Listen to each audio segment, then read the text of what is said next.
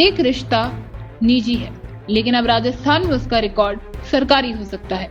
राजस्थान विधानसभा में पेश की गई समान सिविल संहिता विधेयक यानी यूसीसी बिल 2026 में लिव इन रिलेशनशिप को लेकर कई अहम प्रावधान किए गए हैं।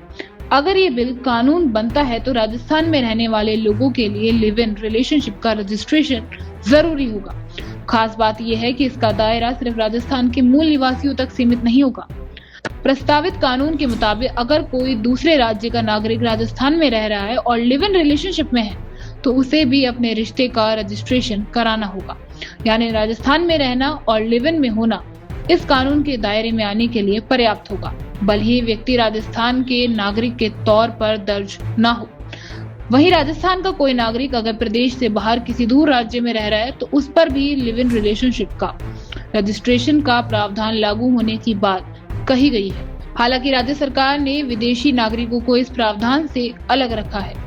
रिपीट, विधि मंत्री जोगाराम पटेल के मुताबिक राजस्थान में शिक्षा, वीजा या किसी अन्य कारण से अस्थायी तौर पर रह रहे विदेशी नागरिक इस कानून के दायरे में नहीं आएंगे। अब बात करें उन शर्तों की जिनके तहत लिव इन का रजिस्ट्रेशन नहीं हो सकेगा।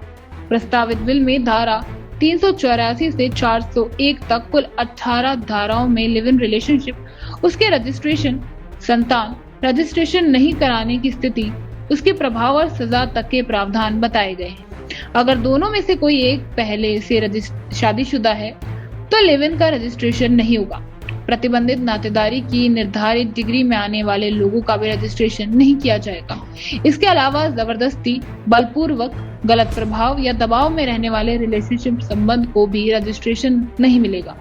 सरकार के मुताबिक रजिस्ट्रेशन के बाद इस रिश्ते से पैदा होने वाली संतान को भी वैध माना जाएगा।